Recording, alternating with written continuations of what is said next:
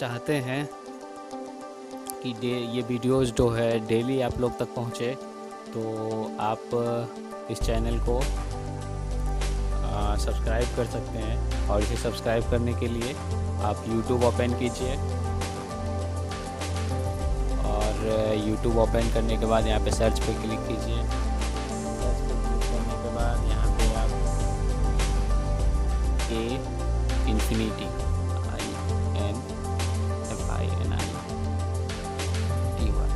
Infinity space दीजिए, study ये type करने के बाद इसको सर्च कीजिए। और सर्च करने के बाद यहाँ पे इन्फिनिटी स्टडी पे क्लिक कीजिए, और क्लिक करने के बाद यहाँ पे आप इस चैनल पे क्लिक कीजिए, इन्फिनिटी स्टडी पे। और यहाँ पे देखिए आपको सब्सक्राइब का बटन दिख रहा है, तो आप यहाँ पे सब्सक्राइब कीजिए। और सब्सक्राइब करने के बाद यहाँ पे बेल आइकॉन दिख रहा है, तो बेल आइकॉन पे क्लिक कीजिए और यहाँ पे ऑल पे क्लिक कीजिए। ओके, अब ये आपको कोई भी नोटिफिकेशन मिलेगा तो आपको पहुँच जाएगी। ओके, तो इस तरह से आप चैनल को सब्सक्राइब कर सकते हैं। ओके, और इसके बाद आप लोग को नीचे प्लेलिस्ट दिखेगी। तो ये देखिए mission 10th state board exam, तो इस सेक्शन में 2 प्लेलिस्ट हैं। तो आपको मैथ और साइंस में से जिसकी भी क्लास करनी हो तो आप उस प्लेलिस्ट पे क्लिक कर सकते हैं। ओके, और क्लिक करने के बाद आप लोग को सारे वीडियो जो है सीरियल वाइज मिल जाएंगे और चैप्टर वाइज मिल जाएंगे। ओके, ये देखिए ये है जनरल साइंस के प्लेलिस्ट, और यहाँ पे ये मैथ्स के प्लेलिस्ट। ओके, तो आप जिसकी भी क्लास करनी चाहते हैं तो उसका प्लेलिस्ट पे क्लिक करके आप पूरा का पूरा वीडियोस देख सकते हैं।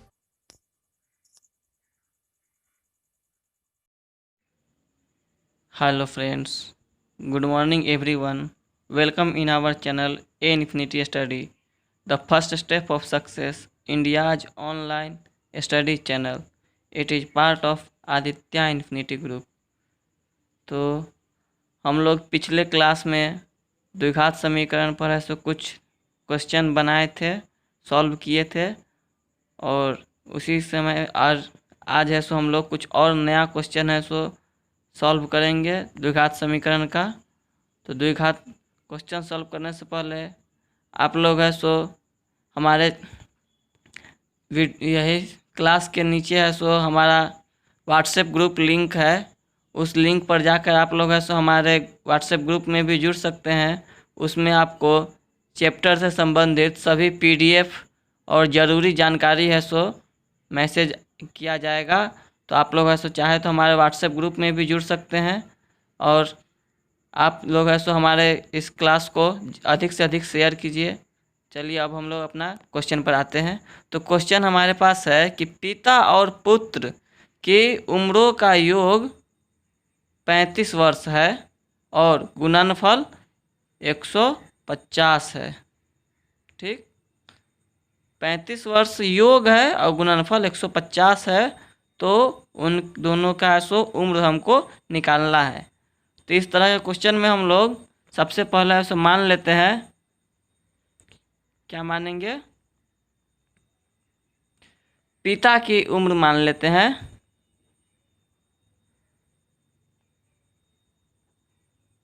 मान लेते हैं X वर्ष है पिता की उम्र, वर्ष हमेशा मानना होता है।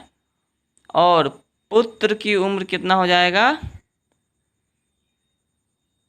पुत्र की उम्र मान लेते हैं। देखिए दोनों का योग 35 है, तो एक है सो X है, तो दूसरा कितना हो जाएगा, 35 में से X घटा देंगे, इतना वर्ष है सो पुत्र का आयु हो जाएगा। ठीक है, क्योंकि ये द्विघात सूत्र है इसलिए हम लोगों को अलग अलग नहीं मानना है, वही है सो मानना है। तो अब हम लोग है सो समीकरण बनाना शुरू करते हैं। तो दिया हुआ है कि दोनों का गुणनफल, क्वेश्चन में दिया हुआ है दोनों का जो गुणनफल है वो 150 है। तो सीधा सा बात है कि दोनों का गुणनफल तो ऐसा ही होगा, गुना दोनों को करना है। बीच में अगर हम गुना का चिन्ह दिए तो भी ठीक है, नहीं दिए तो भी ठीक है, क्योंकि गुना में जो है चिन्ह है सो नहीं बदलता है। चिन्ह यहाँ दे या न दे इसका मतलब ही गुना ही होता है। तो आप दे भी सकते हैं, नहीं भी दे सकते हैं। अब अंदर गुना करते हैं इसको, तो हो जाएगा 35x माइनस एक्स स्क्वायर बराबर इधर हो जाएगा 150। अब ये दोनों को उस साइड ले जाते हैं बराबर के, तो हो जाएगा एक्स स्क्वायर, चिन्ह बदल जाएगा ये दोनों का सिर्फ, और यहाँ पे हो जाएगा 150 बराबर 0। ठीक है, अब हम लोग ऐसे इसको हल कर लेते हैं। हल कैसे करेंगे, हमारे पास दोनों ऑप्शन है, आपको जिससे अच्छा लगे उससे कर सकते हैं। गुणनखंड विधि से तोड़ते हैं तो वैसे भी क्वेश्चन बन जाएगा, तो हम लोग गुणनखंड विधि से ही तोड़ के देखते हैं इसको। तो क्या कर सकते हैं, तो एक्स स्क्वायर माइनस, इसको तोड़ेंगे तो 30 और 5 में टूटेगा।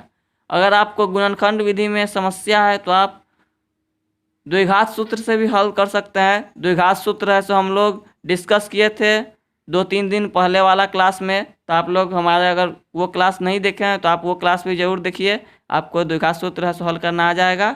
अब इसमें से हम कॉमन निकालते हैं, तो इस तरह ऐसे कॉमन निकलेगा। कोष्ठ के अंदर हमेशा एक ही बात आना चाहिए, और x माइनस 5। तो इस तरह जैसा कि आपको पता है कि x का मान हमेशा 2 निकलता है, तो x माइनस 30 अलग अलग करते हैं तो आंसर आता है, तो x बराबर 30 आ गया, और सॉरी x माइनस 5 बराबर 0 करेंगे तो x बराबर 5 आ गया। अब देखिए यहाँ पर हमको देखना क्या है कि हमने माना था पिता की उम्र x वर्ष माना था, तो x का जो मान होना चाहिए वो पिता की उम्र के लायक होना भी चाहिए ना। तो पिता तो 5 साल का तो पिता कभी हो नहीं सकता है, 5 साल का पिता कभी होगा, नहीं होगा। तो ये आंसर नहीं है, तो यहाँ ऐसे क्रॉस नहीं करेंगे, हम यहाँ लिख देंगे संभव नहीं है, क्योंकि पिता का उम्र 105 वर्ष कभी नहीं हो सकता है। तो इसलिए ये क्रॉस हम ऐसे ही लगाए हैं, आप नहीं लगाइएगा। तो पिता की उम्र हमारा इसके हिसाब से आ गया कितना, 30 वर्ष, और पुत्र की उम्र आ गया कितना, 35 में से 30 घटा देते हैं तो पुत्र हो गया 5 वर्ष का। आप है सो यहीं पर दोनों आंसर लिख दीजिएगा तो गलत हो जाएगा। आपको है सो यहाँ अंत में जो चीज़ चाहिए, जो चीज़ क्वेश्चन में पूछा गया है वो चीज़ आपको देना पड़ेगा। ठीक है, कोई प्रॉब्लम नहीं है। अगला क्वेश्चन देखते हैं हम लोग।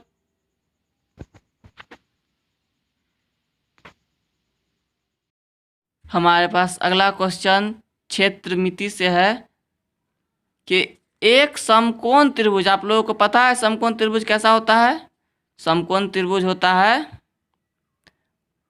ऐसा,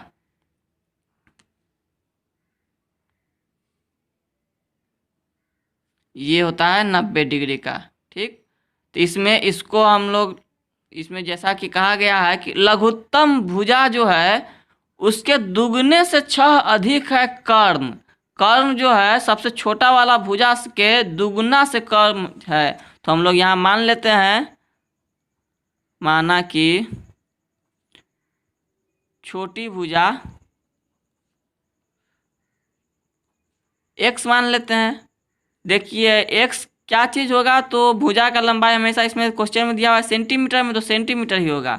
ठीक है, और कर्ण हो जाएगा, कर्ण का रिलेशन दिया हुआ इसमें कि छोटी भुजा जो है उसके दुगने से 6 अधिक है। तो छोटी भुजा में 2 से गुना करेंगे, उसके बाद उसमें 6 जोड़ेंगे, तो ये हो जाएगा हमारा कर्ण। ठीक है, और जो तीसरी जो भुजा है ये क्या हो जाएगा,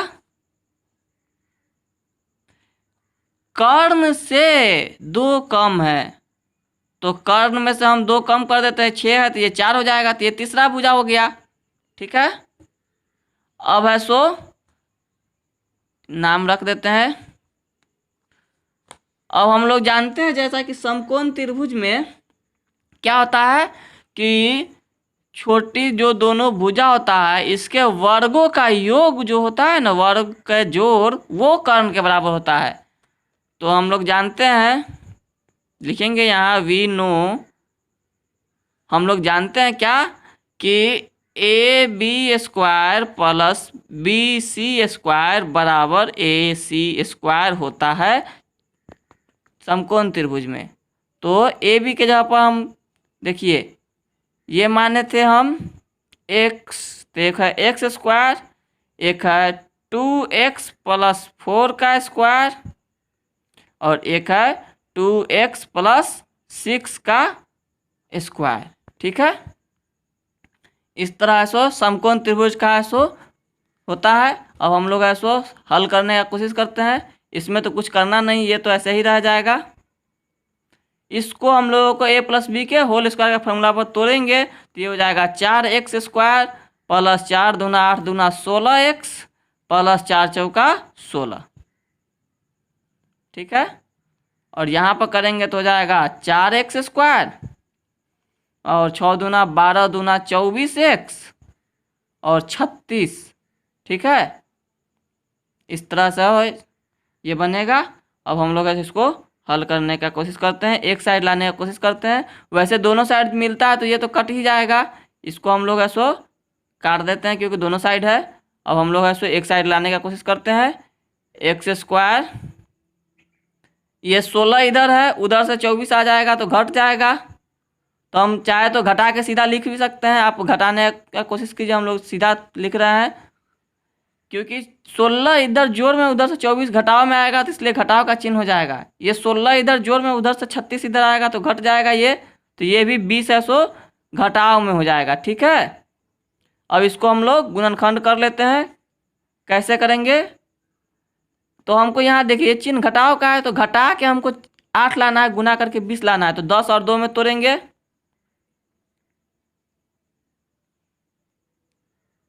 सॉरी 10 रहेगा ये और 2 रहेगा प्लस में। तो इस तरह से हम गुणनखंड निकालने के बाद ऐसे इसको हम लोग इस तरह 10 निकाल लेते हैं पहले। ठीक है, और इसमें से 2 निकाल लेते हैं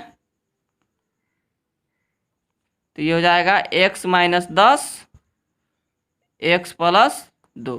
ठीक है, अब हम लोग ऐसे इसको हल करने का कोशिश करते हैं। अब x का मान कैसे निकलेगा, तो ये दोनों को ऐसे बारी बारी से 0 के बराबर करेंगे तो हो जाएगा x माइनस 10 को अगर हम 0 के बराबर करते हैं तो x बराबर हो जाएगा 10 सेंटीमीटर और x प्लस 2 को 0 के बराबर करते हैं तो x बराबर हो जाएगा -2 सेंटीमीटर। तो -2 क्योंकि संभव नहीं होगा, क्योंकि कभी भी है सो ये ऋणात्मक माइनस में नहीं हो सकता है, इसलिए ये -2 है सो संभव नहीं है। इसलिए हम लोग x का मान 10 लेके चलेंगे। तो तीनों भुजा निकालना है ना, तो तीनों भुजा को हम लोग है सो निकाल लेते हैं। यहाँ हमारा है यहाँ पर छोटी भुजा जिसको हम लोग 10 माने थे तो वो आ गया 10, कर्ण हो जाएगा। x का मान हम अगर उसमें डालते हैं तो कर्ण 26 हो जाएगा और तीसरी भुजा जो है वो हो जाएगा 24। ठीक है, ये 3 है सो हमारा है सो ये थोड़ा सा बड़ा क्वेश्चन था। देखिए सब क्वेश्चन है सो बनेगा, हर एक टाइप का क्वेश्चन हम लोग करेंगे, एक टाइप का क्वेश्चन नहीं करेंगे। आप लोग ऐसा हर एक क्वेश्चन को ध्यान से समझिएगा और इस टाइप का कोई भी क्वेश्चन होगा बुक में तो उसको बनाइएगा, बनेगा तो ठीक है, नहीं तो आप लोग है सो हमारे व्हाट्सएप ग्रुप में जुड़ के उसमें कमेंट भी कर सकते हैं। ठीक है, व्हाट्सएप ग्रुप का लिंक आपको वीडियो के नीचे मिल जाएगा, उससे आप जुड़ जाइए। देखिए हमारे पास एक क्वेश्चन है, एक दुकानदार वाला है। ठीक है, इसमें एक दुकानदार है जो 1200 रुपया में कुछ किताब खरीदता है, मतलब कि पता नहीं है कि कितना किताब खरीदता है।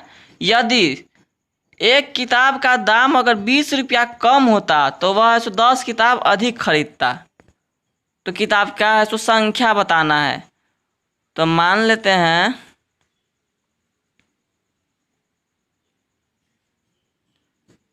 x मान लेते हैं।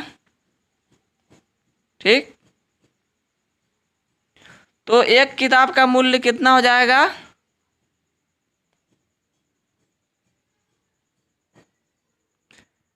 क्योंकि ये पूरा किताब 1200 का है तो 1200 में से एक भाग देंगे। एक किताब का मूल्य इतना है, लेकिन अब कह रहा है कि 10 किताब ज़्यादा खरीद लेता है। वो कब खरीदता है? जब है सो मूल्य है सो 20 रुपया कम होता है। तो 10 किताब ज़्यादा कब खरीदेगा? तो इसमें दिया हुआ है कि अगर वो 20 रुपया कम होता तो ज़्यादा खरीद लेता। तो 20 यहाँ लिखेंगे हम लोग। पहले दाम कितना था एक किताब का? इतना था, ठीक। अब जो है किताब की संख्या बढ़ गया अगर 10। कब बढ़ गया? जब है सो एक किताब का दाम है सो 20 रुपया कम हो गया। तो ये हमारा समीकरण है। इसको हम लोग हल करेंगे तो हमको है सो x का मान निकल जाएगा। जो x का मान होगा वही है सो किताब की संख्या हो जाएगा। तो देखते हैं हम लोग इसको करके। x का मान निकालने के लिए सबसे पहले तो एलसीएम लेना होगा।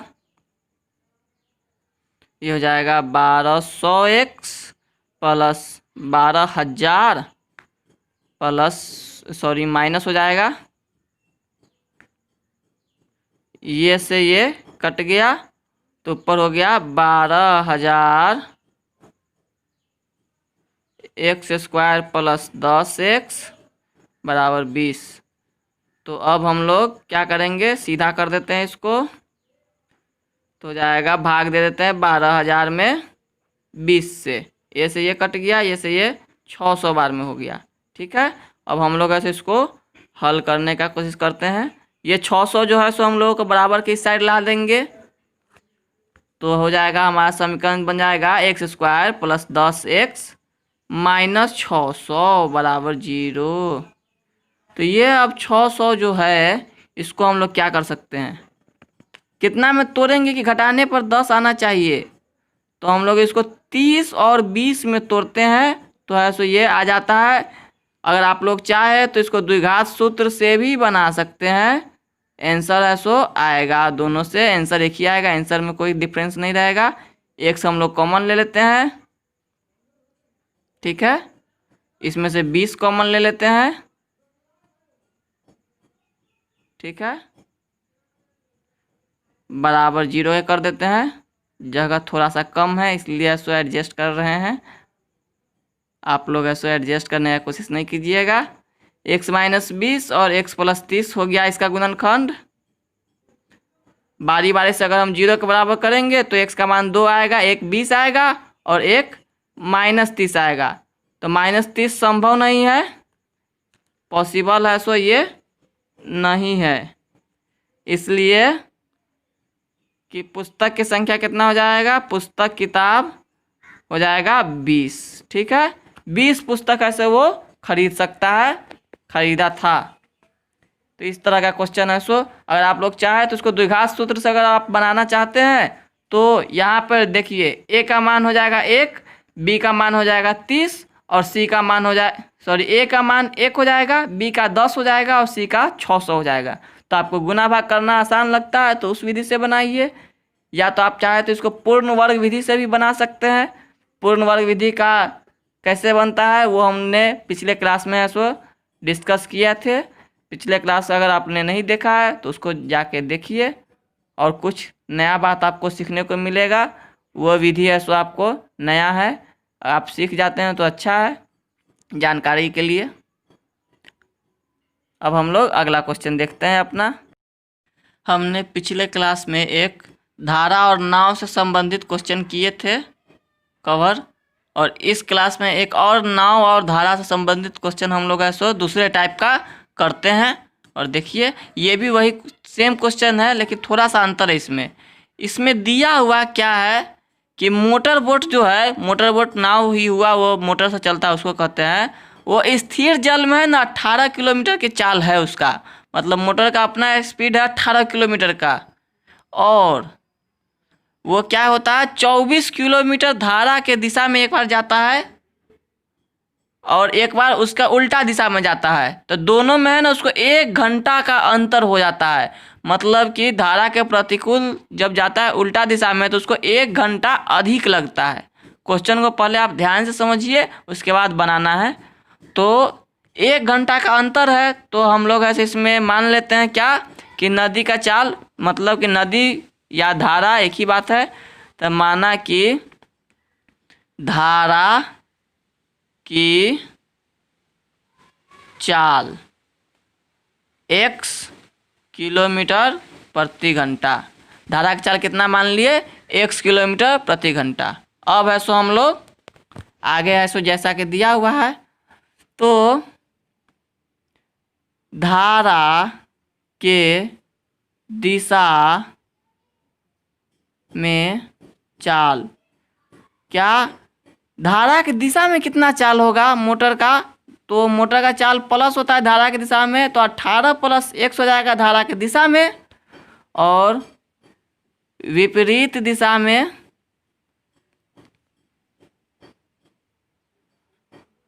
चाल, तो विपरीत दिशा में क्या चाल हो जाएगा, 18 घटाव x।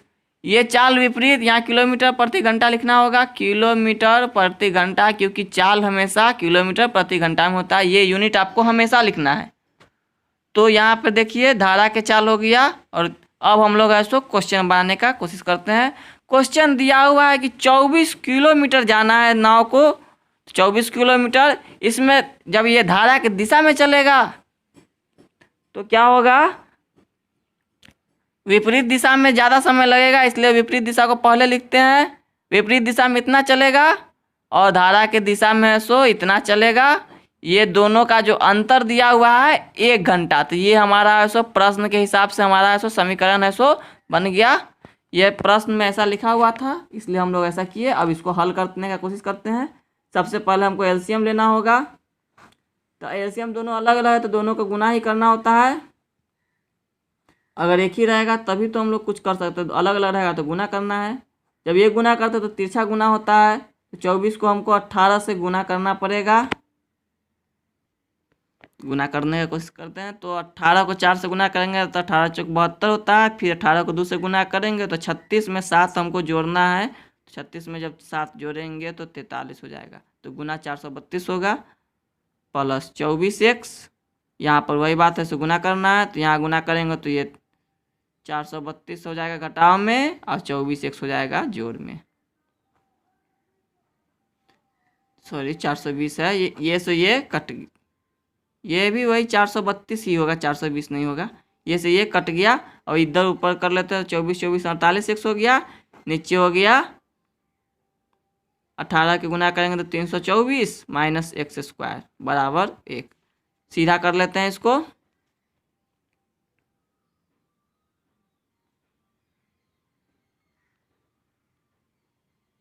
सबको बराबर के एक साइड लाते हैं तब समीकरण हमारा बन जाएगा। तो समीकरण हमारा इस तरह बन गया, x² प्लस 48x माइनस 324 बराबर के इस साइड सबको हम ला दिए, तो हमारा आंसर इस तरह से बन गया। अब इसको हम लोग गुणनखंड करेंगे और आंसर आ जाएगा। गुणनखंड कैसे करेंगे, तो आप लोग ऐसे द्विघात सूत्र से भी कर सकते हैं। यहाँ पर जगह कम है इसलिए हम लोग गुणनखंड विधि से इसको करते हैं। तो 48 को इसको तोड़ना होगा, तो हमको तोड़ते हैं इसको कितना में, 54 और 6 में तोड़ सकते हैं। नहीं तो आपको अगर ये तोड़ने में दिक्कत है तो आप ऐसो द्विघात सूत्र से ही हल कीजिए, उससे आपका वो सिर्फ वर्गमूल निकालना है, तो वर्गमूल निकालना आप आसानी से निकाल सकते हैं। तो अगर ये दिक्कत हो जाता है तोड़ने में तो आप ऐसे वहीं से निकालिए, वो आसान रहेगा आपके लिए।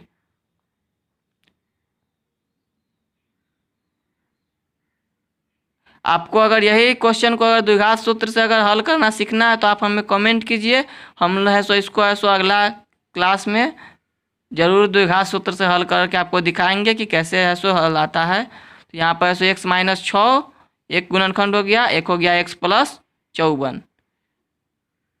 तो यहाँ पे देखिए अब x का मान बारी बारी से निकालेंगे तो एक हो जाएगा 6, एक हो जाएगा माइनस 54। तो माइनस 54 तो कभी संभव हो नहीं सकता है, ये असंभव है, इसलिए लिखेंगे धारा की चाल बराबर 6 किलोमीटर प्रति घंटा। धारा का स्पीड है 6 किलोमीटर प्रति घंटा। इस तरह से हमारा धारा का वाला क्वेश्चन, एक दूसरा टाइप का क्वेश्चन भी कवर हो गया।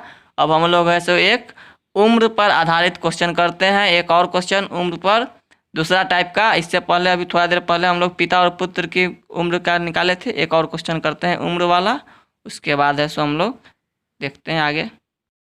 हमारे पास पिता और पुत्र के उम्र से एक और क्वेश्चन है, हम लोग इस क्वेश्चन को कवर कर लेते हैं।